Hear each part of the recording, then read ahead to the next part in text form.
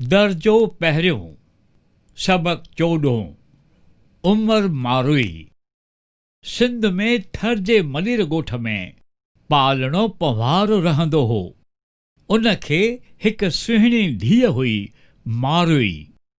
उन्हनि जो नौकर फोग मारुईअ जे सूंहं ते दिलि हारे वेठो, पर पालणे मारुईअ जो संग मलीर जे खेत नाले नौजवान सां जोड़ियो। उन ते फोग कावड़िजी वियो।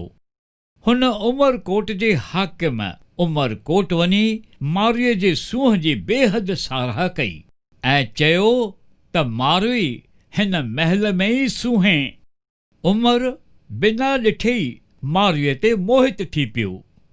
हू वेस बदिलाए मलीर आयो ऐं खूह ते पाणी पीअण जे बहाने वञी मारुईअ खे ज़ोरीअ खणी अची उमरकोट पहुतो।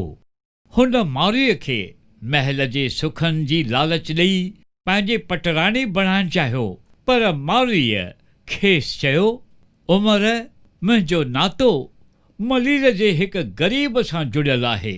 असां में सोन ते सेण मटाइण जी बुरी रस्म नाहे। मूंखे हिते जे हीरनि जवाहरनि खां पंहिंजे वतन जा गुल फुल प्यारा आहिनि। हिते जे वखमल खां अबाणी लोई प्यारी आहे। पंहिंजे वतन जे ॾुथ ढोढे अॻियां तुंहिंजा ही तमामु तुच्छ आहिनि। उमर कावड़जी खेसि क़ैद करे छॾियो, पर मारुई पंहिंजे वतन मलीर ऐं सांगी संघारियुनि खे सारींदी रही। हुन उमर खे अर्ज़ु कंदे चयो, ऐं उमर, जे आउं वतन खे यादि कंदे कंदे मरी वञा त महिर करे मुंहिंजो लाश मलीर मोकिलिजांइ। हुन ते वतन जी थधी मिटी वसाइजांइ। आख़िर उमर मारुईअ जे सत अॻियां सिर निभायो।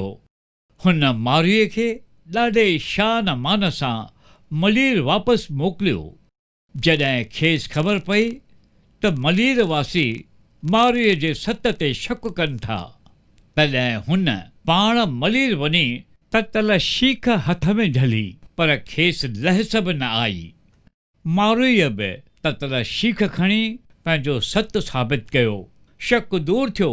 खेत ख़ुशीअ सां मारुईअ खे क़बूल कयो।